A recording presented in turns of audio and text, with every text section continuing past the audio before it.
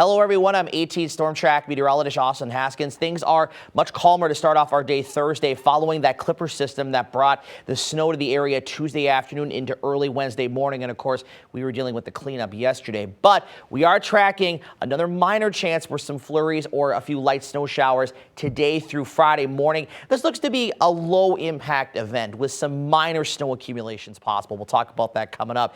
But the one weather story we're going to be watching as we head into the weekend that's going to be of higher impact will be the bitterly cold and frigid conditions that'll be settling in. But as we get into next week, though, we do see a bit of a pattern change, and it will turn a bit milder as we get into that next week time frame. So the Clipper that brought the snow to the area is now long gone into the northeastern parts of the U.S. into Canada. Wedge of higher pressures keeping things quiet and calm this morning with some clearing in the skies. But we are watching a couple of Clippers out to the west. Now this one right here is going to slide to our south and west and not really impact our weather much, though we may get clipped with a couple of flurries or a very light snow shower out of it today. The one that's behind the banner here with the trailing cold front, that's the one that brings a slightly better chance for some light snow and flurries as we get into Friday morning. So we'll time that out here for you on Future Track. So any clearing this morning is going to be very short-lived. In the afternoon into tonight, again, just a couple of flurries or a very light snow shower around again. This looks to be pretty minimal and pretty isolated in nature. Now, as that Clipper to the north and west of the main one gets closer overnight sight and especially into Friday morning, the coverage of flurries and light snow showers does increase a little bit, especially as we get into the mid to late morning hours. So that could slow things down a little bit for the commute, but we're not expecting a high impact event out of this by any means. This is more of a low impact event with some slick spots here and there. And then we'll quiet down into Friday afternoon and then slowly start to clear things out getting into Friday night. And that's when those temperatures are really going to drop. And after today and tomorrow's snow chance, we have several straight days of quiet weather. Maybe precip chances return towards the middle to end of next week, but we'll worry about that as we get closer in time. As far as the snowfall goes today through midday Friday, generally looking at anywhere from about nothing to a half inch. So that's kind of the range we're looking at.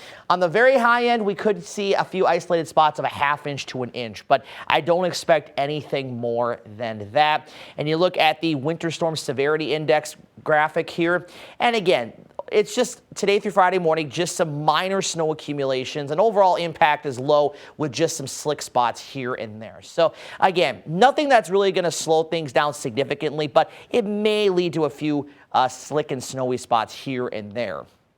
Highs today across the area, teens and lower 20s. Thankfully, though, like as I mentioned earlier, the wind is going to be very light to calm today, so we're not going to see much of a wind chill factor today or tonight for that matter, as lows fall back down into the single digits above zero.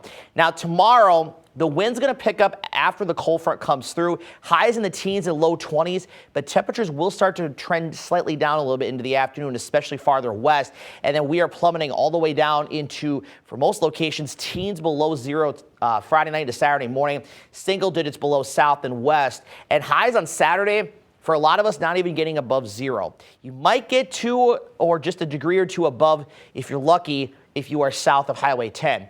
Eau Claire, forecast high on Saturday of 2 below, is very close to the record cold high of 3 below, so we'll be very close to that. But not only is it going to be bitterly cold without the wind, it's going to unfortunately be accompanied by some wind as well, and that is going to lead to those wind chills getting down way below zero. So we're starting this at 3 o'clock on Friday, and you can see as we go throughout the evening by 8-9 p.m. we're looking at wind chills of 5 to 15 below, and unfortunately it goes down from there. We're looking at widespread wind chills of 20 to 25, maybe approaching 30 below in a few spots by Saturday morning. And then unfortunately during the day Saturday, only rebounding to the teens to near 20 degrees below zero. And then Saturday night into Sunday morning, kind of the same thing with those wind chills in the 20s to near 30 below zero. And that means frostbite could occur in 10 to 15 minutes or less. So if you are going to be outdoors, please be sure to wear multiple layers of clothing and make sure any exposed skin, so your hands, your face, things like that, are covered up to prevent the risk of frostbite. Now, as I mentioned earlier, we get through this weekend, and next week is looking a lot better temperature-wise. 3 above on Sunday. Now 5 below Sunday evening, but we go up above zero overnight. We're up to 24 on Monday, and then there's a chance Tuesday and Wednesday next week we get 2, if not slightly above freezing.